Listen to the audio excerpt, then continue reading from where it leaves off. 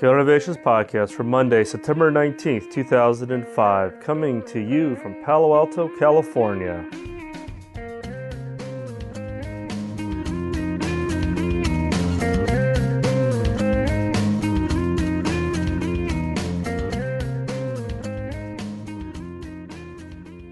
Hello, and welcome to the Killer Innovations Podcast. I'm your host, Phil McKinney. Before we get started, please keep in mind that the opinions expressed in this podcast are mine and mine alone and do not necessarily reflect those of my past, current, or future employers. Well, I'm back from my trips to Amsterdam and Venice, Italy. Interestingly enough, in Venice there was no broadband, but had an interesting experience there. I was with Telecom Italia in their what they call their Future Center. So if anybody happens to be traveling to Venice, look it up. It is open to the public. In fact, in a future podcast, I may describe more of the whole process there and how they use that as a way to kind of highlight kind of future trends in telecommunications. Very, very interesting. I've spent a total of 36 hours on the ground in Washington, D.C. before I got on the flight today to San Francisco. So I do apologize. This podcast is getting out later than normal, but hopefully you'll get it here late Monday, if not very early on Tuesday. Previously, I mentioned that I was going to Singapore next after my trip here to San Francisco. I've canceled that trip and will now be going to New Orleans starting a week from today. So what would that be? The 26th, I guess, to help bring up phone and broadband network infrastructures in New Orleans as part of the disaster relief effort. If any of you want to join in and hang out for a week with me and a bunch of other very creative individuals in New Orleans, drop me an email. We'll be there from the 26th on that Monday through the next Sunday after that. This is a volunteer effort. I'm working through the FCC and other organizations, including FEMA, and supporting a nonprofit organization that I'm involved in. So again, if you're interested, drop me an email. I'd love to have you in. It'd be a great way to hang out for a week and help out some needy people get their phone and internet infrastructures back up and running. Thank you for the feedback on the email and the comments that have been posted up on Podcast Alley. I really do appreciate that. Please send your comments and feedback to podcast@killerinnovations.com, or you can call the feedback line at 703-636-4460. Or as always, you can Skype me at Phil_McKinney. In this week's podcast, topic 1, we're going to talk about building on the innovations of others. In previous podcasts, we've talked about the difference between breakthrough innovations and incremental innovations. But one misconception that many people have with regards to breakthrough innovations is it does not always mean the true eureka or truly 100% original. Most, if not all, innovations are based on something that has existed. You see something, you're currently using a piece of software, or your industry has done it a certain way, and you use that as kind of that catalyst to come up with, how do I improve it? How do I change it? What could I potentially take from another industry and apply it to what the problem is I'm trying to solve?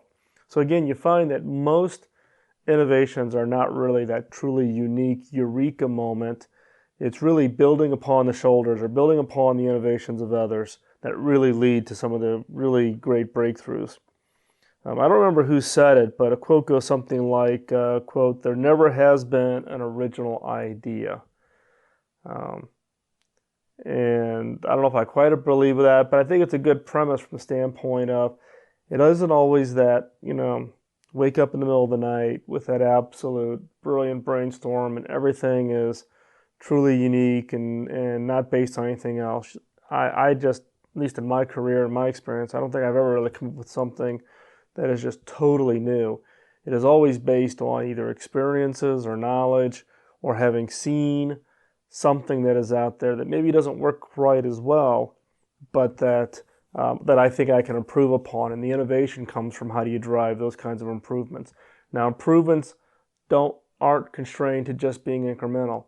Improvements truly can be those killer innovations. So, in today's podcast, what I'm going to go through is I'm going to share with you a very interesting timeline that I got sent. I'm not sure who sent it to me. I've had it in my files for quite some time.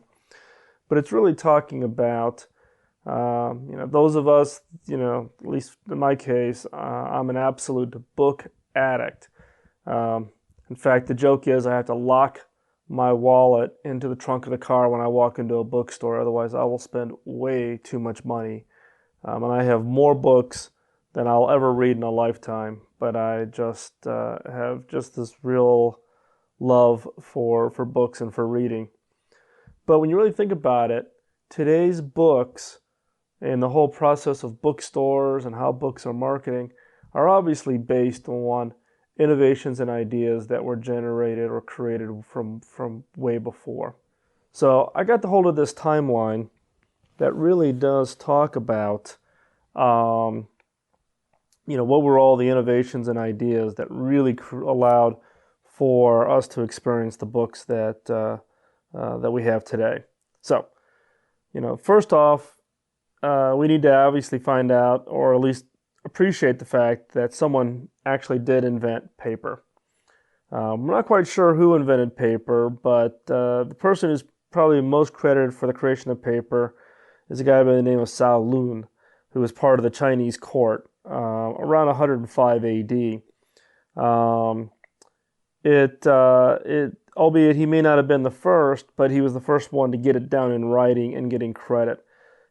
As far as taking tree bark and hemp and rags and fishnet and squishing it all together and experimenting and really coming up with the whole concept of paper. You kind of wonder, how do you come up with the idea of taking all of these things and throwing it together and pressing it all down and coming up with something that was clearly an alternative to what at that time was really the clay tablets, which was the way of writing things down prior to that.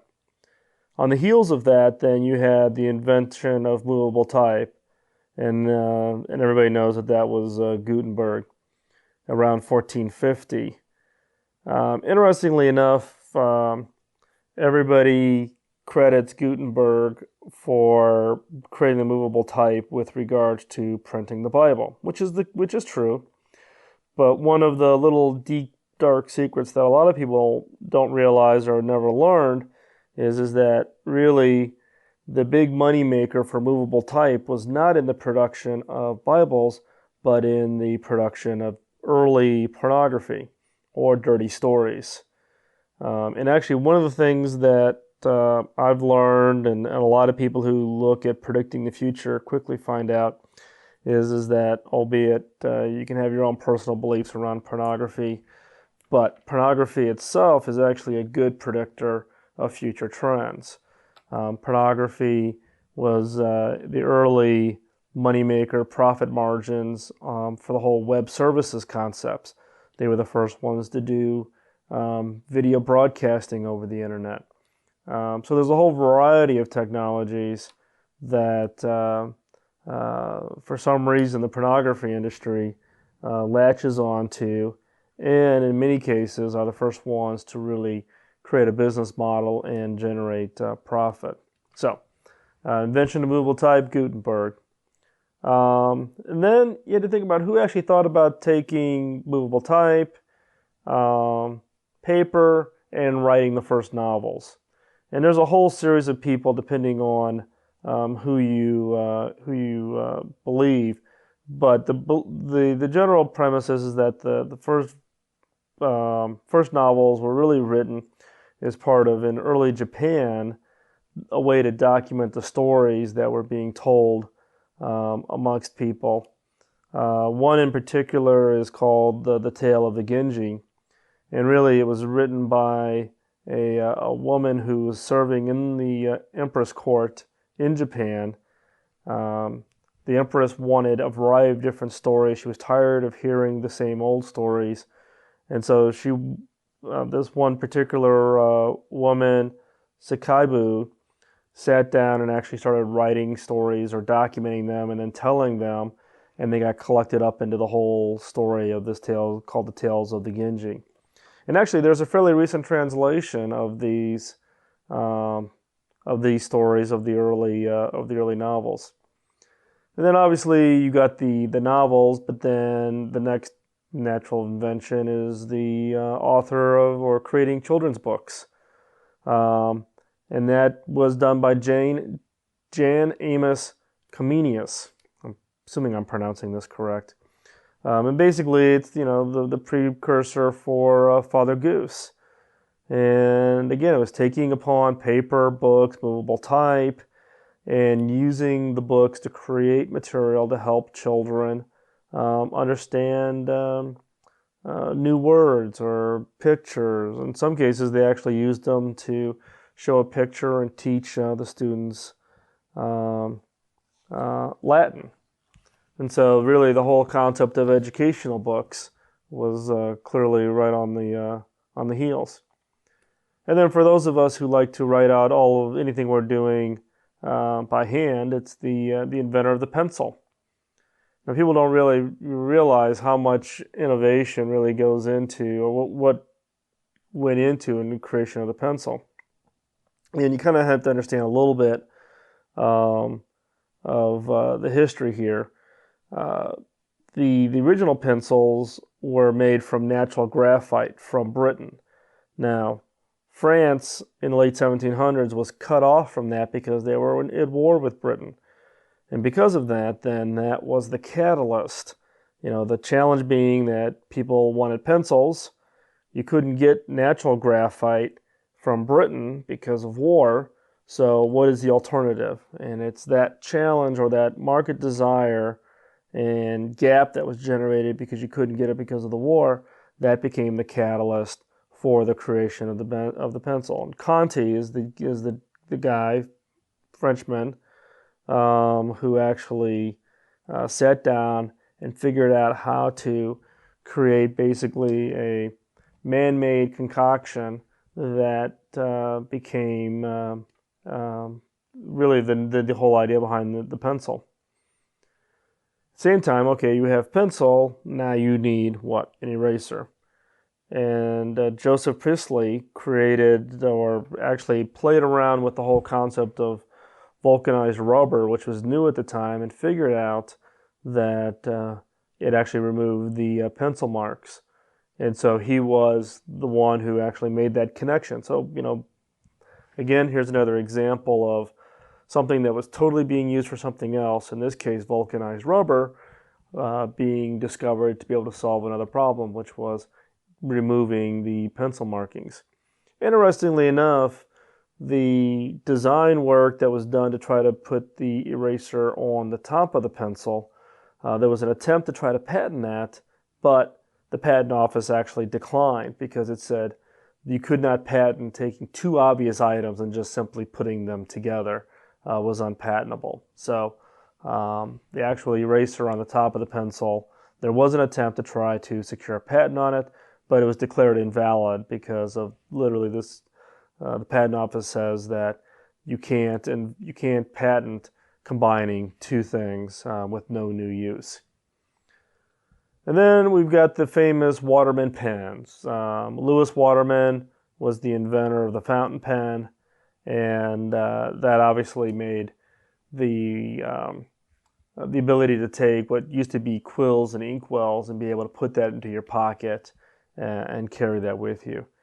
The one thing that I wish probably that Waterman had invented also was detergent in order to get the ink stains out of your shirt pockets once they leaked. Next, an interesting invention is the inventors of the ballpoint pen. So George Biro, or Biro, depending on how you want to pronounce it, was challenged during the war in order to come up with a way for British fighter pilots to be able to carry pens in their pockets. Fountain pens don't work.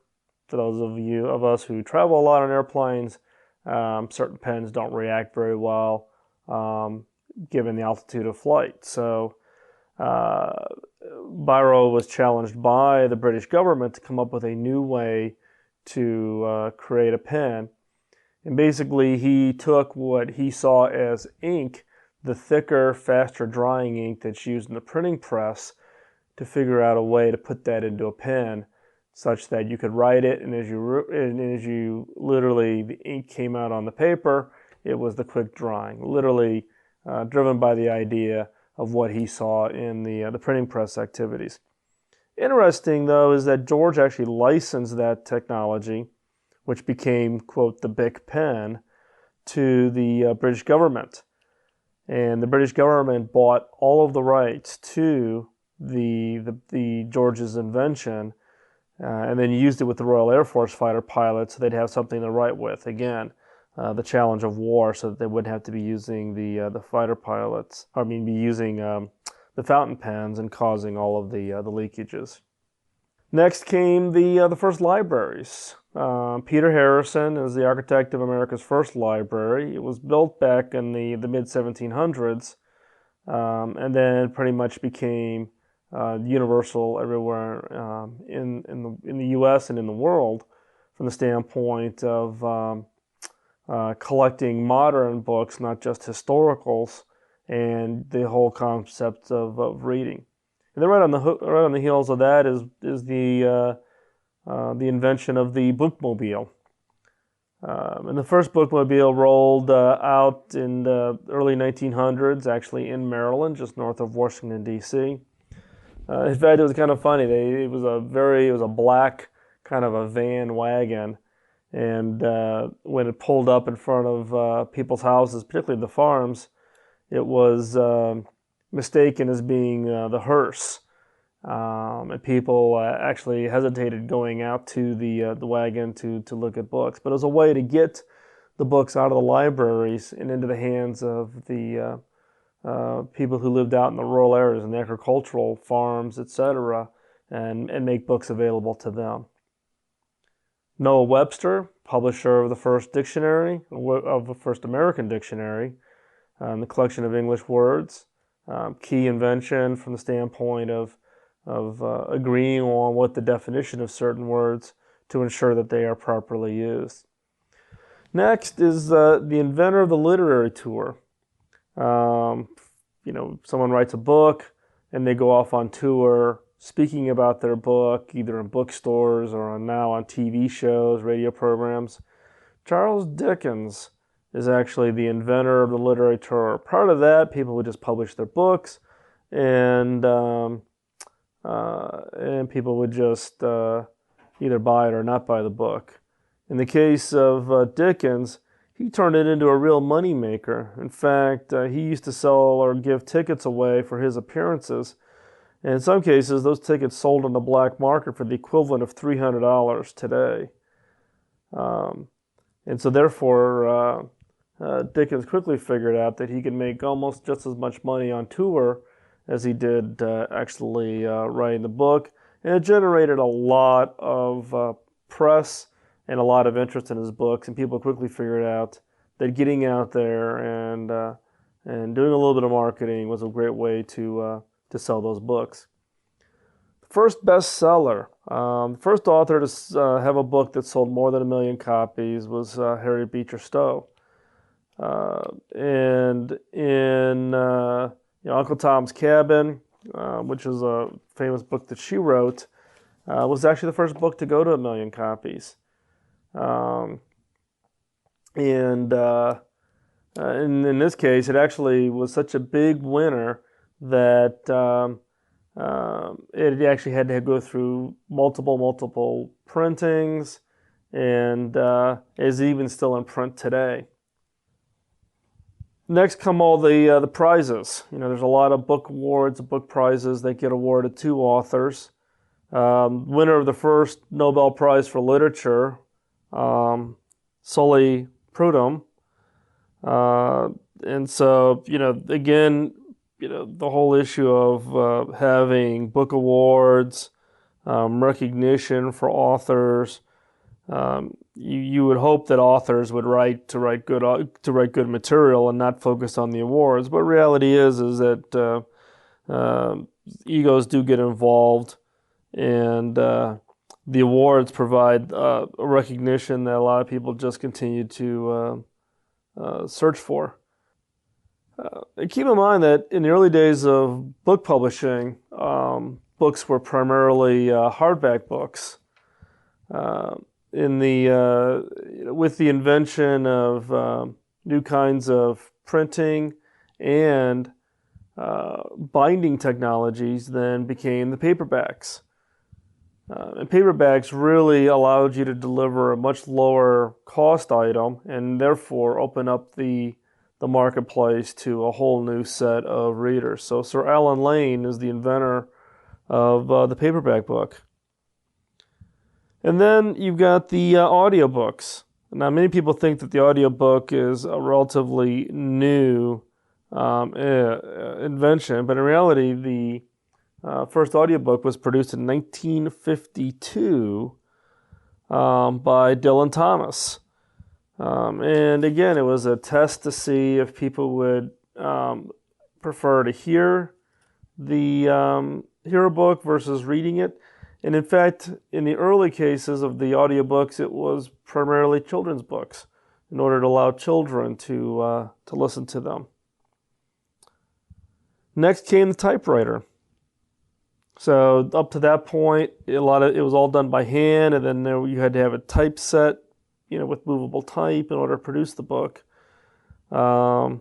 Christopher Latham Scholes is the inventor of the typewriter, which allowed for authors to literally sit down and be able to produce a lot more material in a much shorter amount of time. Here's a trivia question for you. Who is the inventor of carbon paper? Now, for some of you on this podcast, you may not even know what carbon paper is. But in order to produce multiple copies, you would literally put carbon paper between multiple sheets of paper, stick it into your typewriter, type away, and the keys would literally hit the paper, hit the carbon paper, and transfer that same image onto the multiple pages, multiple copies underneath, which was critical for authors so that they could produce 3, 4, 5 copies of a book, and therefore then be able to send those books around to publishers and have the publishers do the review. The inventor of carbon paper, Ralph Wedgwood, and it was invented in 1806. Next, which I think is probably one of the greatest inventions in modern time, is the inventing of the copy machine or the Xerox machine. Chester Carlson, who we all should be intimately familiar with, being the inventor of the Xerox process, which alleviated the need of carbon paper. You could type out your book, stick it into a copy machine, and make as many copies as you want in order to send those around. On top of all of that, one invention that I also think is kind of an interesting invention area is the word processor. Michael Schreyer is the inventor of the word processor. It was invented in 1975 on his Altair, which was actually the first machine that Bill Gates and Paul Allen wrote BASIC for. And it was a program called Electric Pencil. Now, I actually remember using this piece of software, which is a scary thought. And basically, it simulated the typing activities that you would see in a typewriter in electronic form. 1979, Micropro bought Electric Pencil, and it got translated into a product called WordStar, which was actually one of the very first big popular word processing programs. So when you think back from an innovation perspective, and you're holding that book and you're reading that novel or that business book this afternoon or this evening, think back to all of the inventions that happened prior to that in order to make that book possible. Paper, the invention of movable type, the authors who thought up of whether that be fiction or nonfiction, the invention of a pencil, the invention of an eraser, invention of pens, the invention of the dictionary so that you can, everyone can agree on the definition of a given word. The invention of a literary tour so that you'd even know that the book even existed.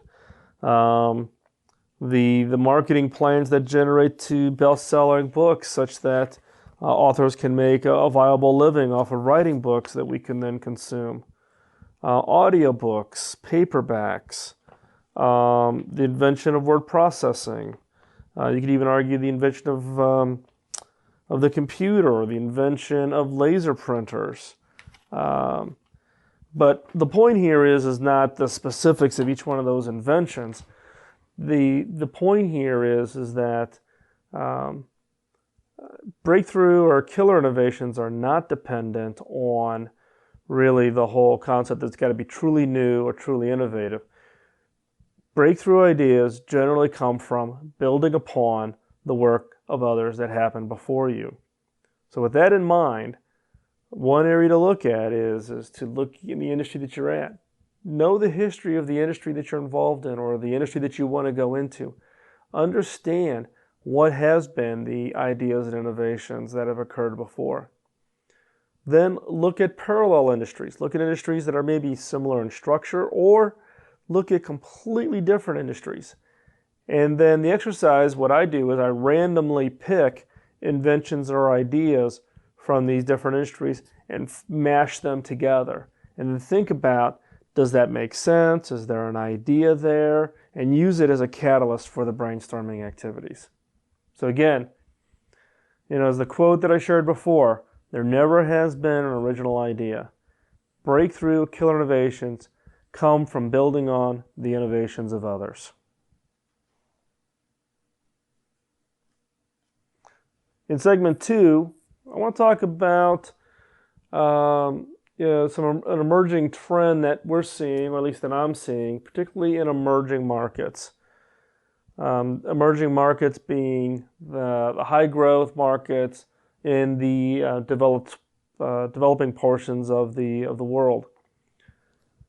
Think about the statistics that 2/3 of the world's population makes $1,500 US equivalent per year or less. So 2/3 of the world's population makes $1,500 per year or less as their annual income. Yet why do we in the developing portions of the world attempt to sell the same items that were originally designed for customers who easily make 30 times more in North America, Europe, and Japan? So you think about who are the heavy producers of items that are consumed around the world. So it's North America, Europe, and Japan. And we have this kind of biased opinion of simply picking up what it is we produce for those countries and think that they can be consumed the same everywhere in the world. Now, there's a great book called Profit at the Bottom of the Pyramid. And actually, I'm reading the book. I don't have it with me right here in the hotel room. But it's a great book talking about that there's great market opportunities. When you think about the pyramid as far as being total population by income bracket. So at the very top of the pyramid, it's those countries that have maybe smaller populations, but the average income is very, very high. And the bottom of the pyramid is large populations, but low average income.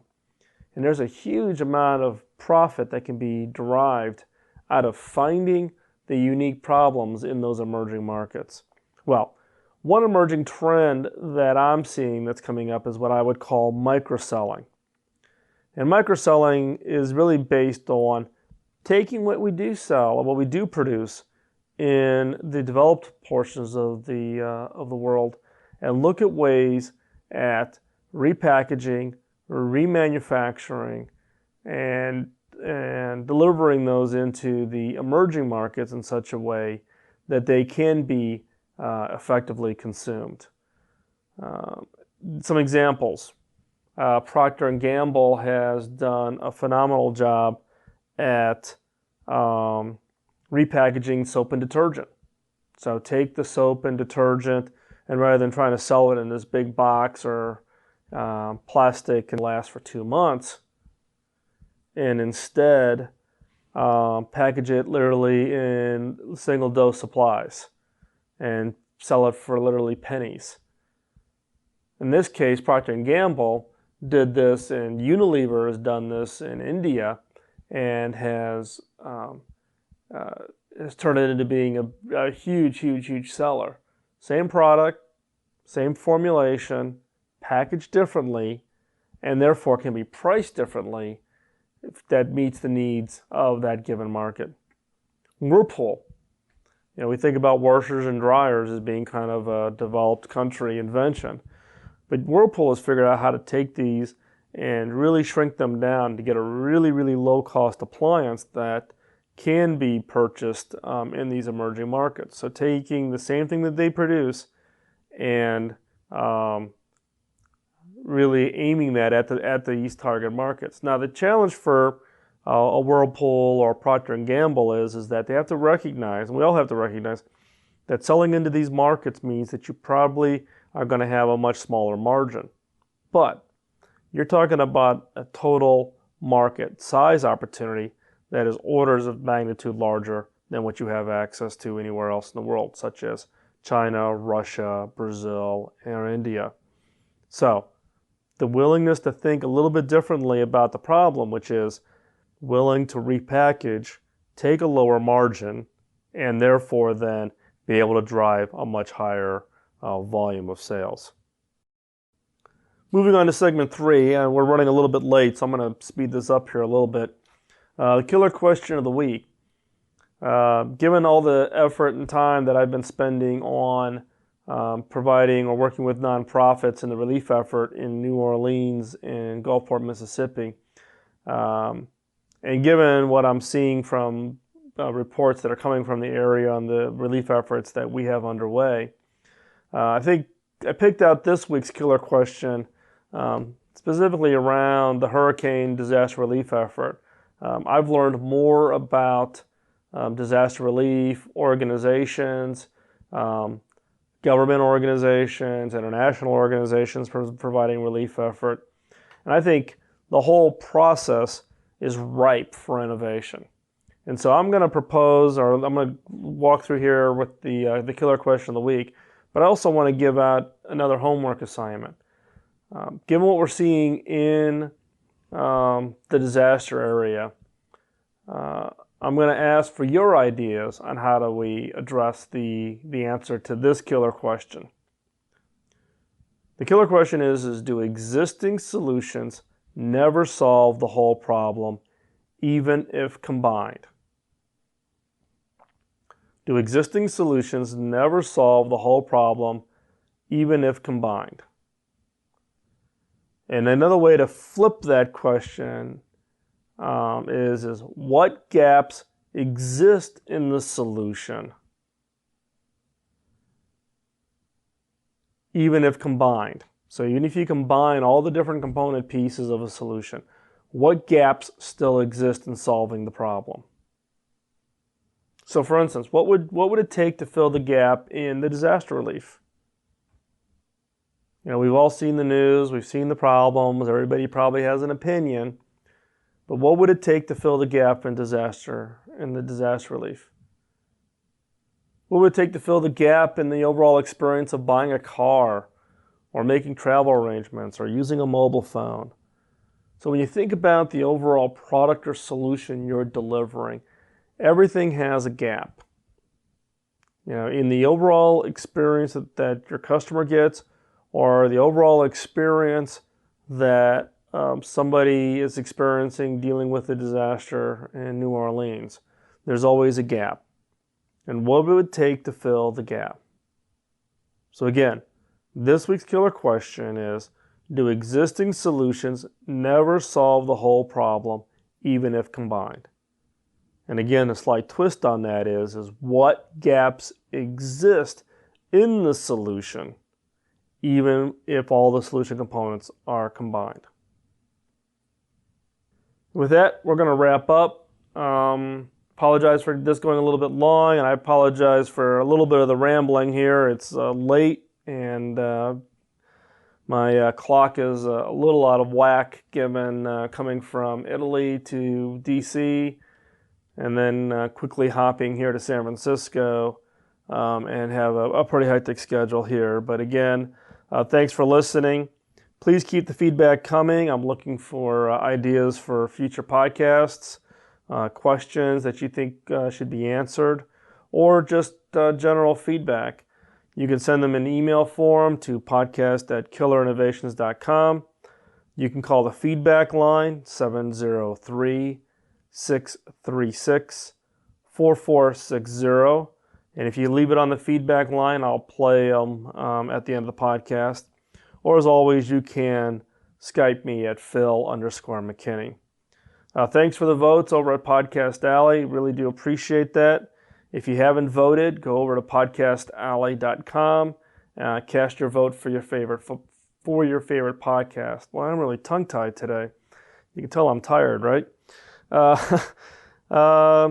And also, if you wish to join me in New Orleans a week from today, drop me an email. I can send you the logistics information. The requirement being is that we look for people who can commit at least 5 to 6 days in New Orleans. The volunteer effort is everything from serving food to helping people begin the reconstruction on their homes.